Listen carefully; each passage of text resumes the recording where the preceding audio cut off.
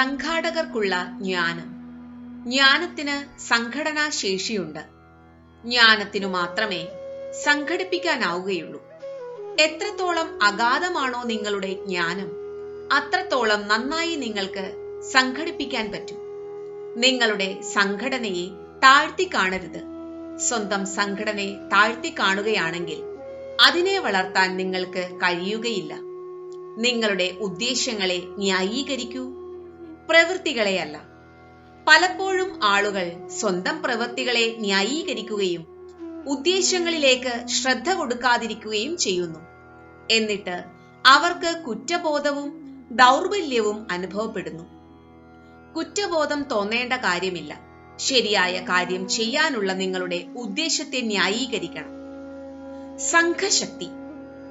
സംഘമായി പ്രവർത്തിക്കുമ്പോൾ ഒറ്റയ്ക്കു ചെയ്യുന്നതിനേക്കാൾ കൂടുതൽ നേട്ടങ്ങൾ നിങ്ങൾക്ക് ഉണ്ടാകും. ചില പ്രവൃത്തികൾ ഒറ്റയ്ക്കു ചെയ്യുന്നതാണ് നല്ലത്.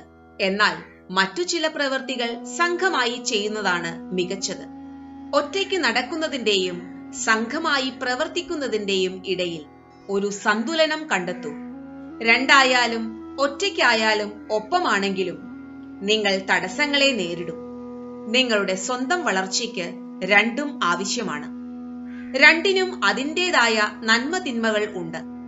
ഒരെണ്ണം വേണ്ടെന്ന് വെച്ചാൽ നിങ്ങൾക്ക് വളരെയധികം നഷ്ടം അതുകൊണ്ടുണ്ടാകും.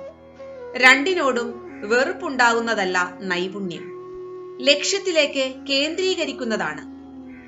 സുഹൃത്തുക്കളെ ന്യായീകരിക്കുക. നിങ്ങളൊരു സുഹൃത്തിനെ ജോലിയിലേക്ക് പരിചയപ്പെടുത്തി കൊടുത്തു. ആ ആളാകട്ടെ ഒരു തെറ്റ് ചെയ്തു. ആ ആളിനെ ന്യായീകരിക്കാൻ ശ്രമിക്കരുത്. അപ്പോൾ സംഘം മുറിഞ്ഞു പോകുന്നു. സ്വന്തം സുഹൃത്തിനെ ന്യായീകരിക്കുമ്പോൾ മറ്റുള്ളവരോട് നിങ്ങൾക്ക് സൗഹൃദമില്ല എന്നാണ് അർത്ഥം.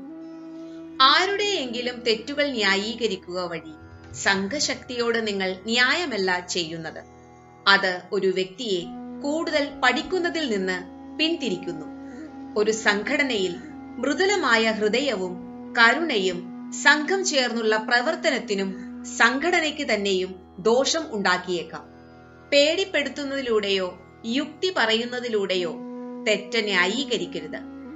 നിങ്ങളുടെ ശബ്ദമുയർത്തുക, ഭയപ്പെടുത്തുക, കോപിക്കുക, ക്രോധം കൊണ്ട് ഉച്ചത്തിൽ പറയുക, തെറ്റായ യുക്തി ഉപയോഗിക്കുക എന്നിവ തെറ്റിനെ ശരിയാക്കി കാണിക്കും. അതിന് വഴങ്ങിക്കൊടുക്കരുത്. അതുപോലെ ആരെങ്കിലും ഉറപ്പിച്ചു പറഞ്ഞാലോ ഭയപ്പെടുത്തിയാലോ തെറ്റായ യുക്തി അവതരിപ്പിച്ചാലോ മൃദുലമായ ഹൃദയത്തിനോ വഴങ്ങിക്കൊടുക്കരുത്. സംഘാടകരോടൊപ്പം പ്രവർത്തിക്കുക. എല്ലാവരും നേതാവാണ്, ആരും പ്രവർത്തകരല്ല എന്ന മട്ടിലാണ് പലപ്പോഴും സംഘാടകർ പ്രവർത്തിക്കുക. സംഘാടകരോടൊപ്പം പ്രവർത്തിക്കുമ്പോൾ ശാന്തതയും സമാധാനവും പാലിക്കണം. നിങ്ങളുടെ ജോലി കഴിഞ്ഞുവോ എന്ന് ചോദിക്കൂ. പരിഹാരങ്ങൾ എപ്പോഴും താൽക്കാലികമായിരിക്കും.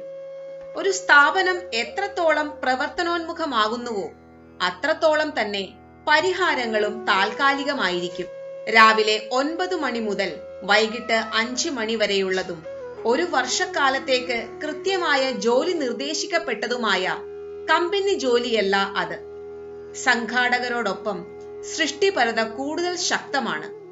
സംഘം എത്രത്തോളം ഊർജ്ജസ്വലമാകുന്നുവോ അത്രത്തോളം വേഗം കാര്യങ്ങൾ സംഭവിക്കുന്നു. അലങ്കോലത്തിനും ക്രമരാഹിത്യത്തിനും ഒരു പരിധി കൽപ്പിക്കുന്നത് കൊണ്ട് പിരിമുറുക്കത്തെ ഒഴിവാക്കാൻ സഹായിക്കും. ജയ് ഗുരുദേവ്.